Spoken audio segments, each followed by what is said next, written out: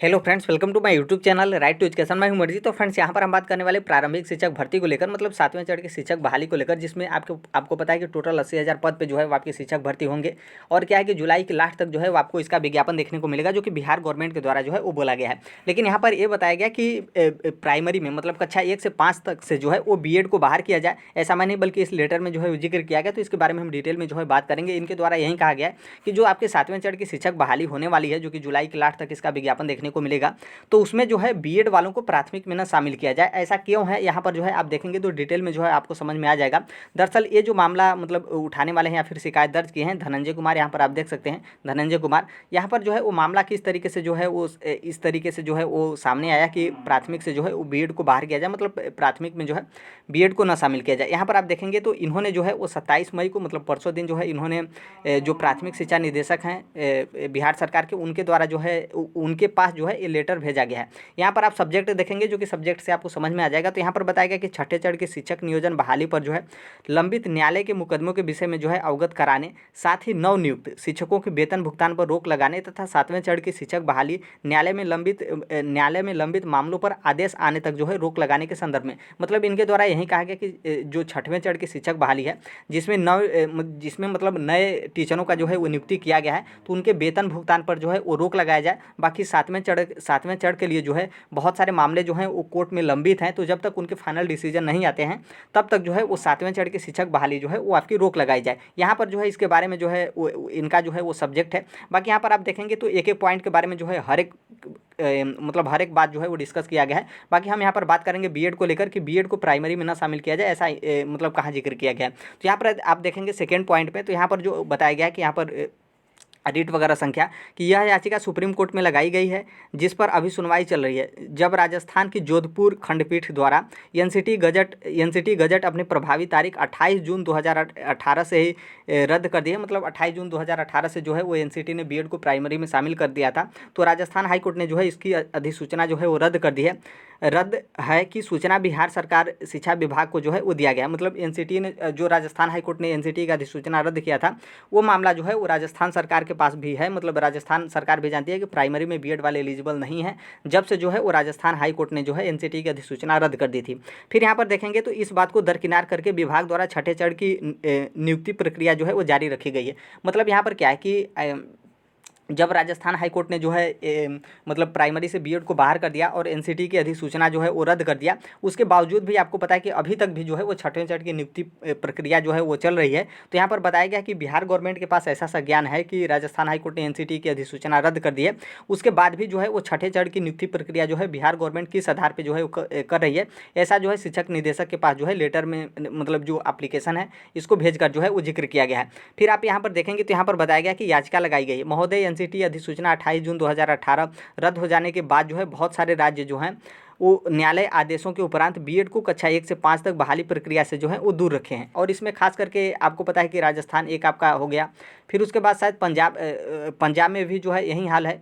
फिर आपको पता है कि यूपी में भी जो है यही हाल है। यूपी में भी फाइनल डिसीजन जो है वो नहीं हुआ है, लेकिन यूपी में भी जो है वो एक तरीके से अभी तक यदि कोर्ट की माने तो कोर्ट जो है वो प्राइमरी से बीएड को बाहर किया है, मतलब उनका यूपीटीटी का प्राइमरी का सर्टिफिकेट जो है वो जारी करने पर रोक लगा दिया है। और एनसीटी से जवाब मांगा है कि क्या आप बीएड को प्राइमरी में शामिल करेंगे, यस या फिर नो। उनका जो है वो 14 जुलाई को सुनवाई होने वाला है। 14 जुलाई को यदि कोई डिसीजन आता है तभी जो है आपके क्लियर हो जाएंगे। लेकिन अभी वर्तमान की हम बात करें तो वर्तमान में बीएड जो है प्राइमरी में यूपी में भी जो है वो एलिजिबल नहीं है। तो यहाँ पर बताया गया कि दूर रखे तो बिहार सरकार किस आधार पर जो है कक्षा 1 से 5 तक में बीएड को शामिल करके नियुक्ति प्रक्रिया जो है पूरी करा ली है और आगे भी जो है शामिल करने पर विचार करे, ऐसा जो है इनके द्वारा जो है वो शिक्षा निदेशक के पास जो इनका लेटर भेजा गया है, तो इसके बारे में जो है वो जिक्र किया गया है। बाकी ये तीसरा जो यहाँ पर आप तीसरा है चौथा है, यहाँ पर उतना इसके लिए इंपॉर्टेंट नहीं है। बाकी यहाँ पर हम बात कर रहे थे सिर्फ बीएड के लिए। तो देखिए क्या है कि ये जो है इनके द्वारा जो है वो मतलब अपने तरफ से जो है वो बताया गया कि राजस्थान हाईकोर्ट में इस तरीके का मामला था।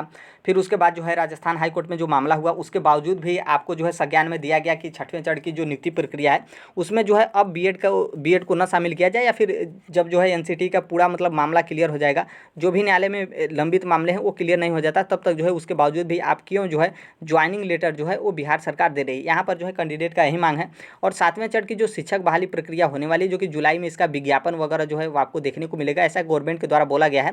तो इसमें जो है बीएड को शामिल न किया जाए, या फिर एनसीटी यदि बीएड को शामिल कर लेती है तो कोई दिक्कत नहीं है। लेकिन एनसीटी के बिना आदेश के बाद उसके पहले ही जो है मतलब जुलाई तक मान लीजिए कोई आदेश एनसीटी नहीं देता है, तो उस टाइम तक जो है बीएड को प्राइमरी में न शामिल किया जाए, ऐसा जो है बताया गया है। अब देखिए ये मामला जो है वो आपके सिर्फ और सिर्फ एक तरीके से एप्लीकेशन है, लेकिन यहाँ पर क्या है कि ये मामला आपको जो है वो कोर्ट में भी देखने को मिलेगा।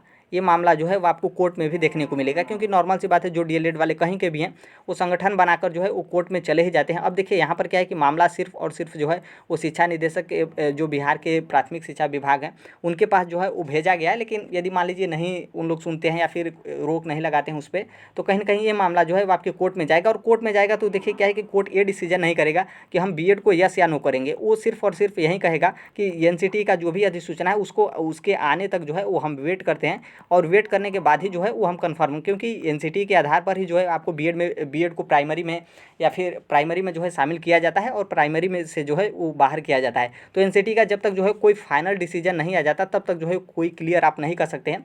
लेकिन अभी तक क्या है कि अभी तक यदि हम बिहार गवर्नमेंट के बोले तो देखिए अभी कोई उस तरीके का शिक्षक भर्ती नहीं हुआ है, इसलिए जो है बीएड का मामला जो है उतना नहीं उछला है। लेकिन जैसे ही आप मान लीजिए 7वें चरण की शिक्षक बहाली होती है तो कहीं ना कहीं बीएड का भी मामला बहुत ही ज़्यादा जो है उछलेगा।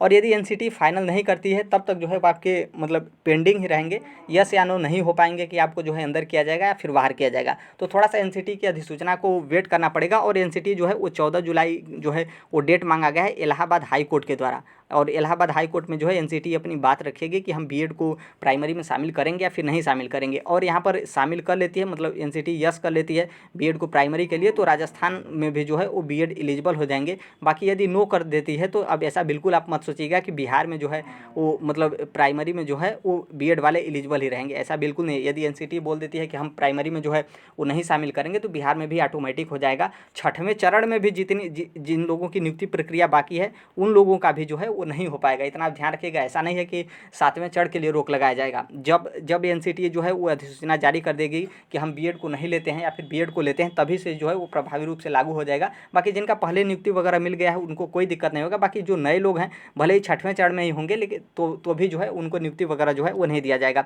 तो फ्रेंड्स यहाँ पर जो था यही अपडेट था बीएड को लेकर, और यहाँ पर उतना टेंशन भी नहीं लेना है कि बीएड जो है वो आपके बाहर रहेंगे या फिर अंदर रहेंगे। बाकी जब तक फाइनल नहीं होता तब तक आप क्लियर भी नहीं कर सकते हैं कि बीएड अंदर रहेगा कि बाहर रहेगा। तो आपको जो है इस लेटर वगैरह से कोई उतना मतलब नहीं है। बाकी आपको जो है वेट करना जो है वो आपको वेट करना है 14 जुलाई को एनसीटी क्या किस तरीके से अपना जो है वो बात रखती है इलाहाबाद हाई कोर्ट में। तो यहाँ पर जो है बीएड को लेकर 7वें चरण को लेकर और जो बिहार में शिक्षक नियोजन होने वाला है उसको लेकर जो है यही अपडेट था। बाकी जो कोई भी देखिए अपडेट आता है तो हम शेयर कर देंगे। यदि आप भी 7वें चरण से जुड़े हैं या फिर शिक्षक भर्ती से जुड़े हैं तो आप चैनल को सब्सक्राइब कर लीजिएगा। मिलते हैं अगले नेक्स्ट वीडियो में, तब तक के लिए thank you, bye bye, take care, all the best. Thank you for listening, God bless you all, thank you.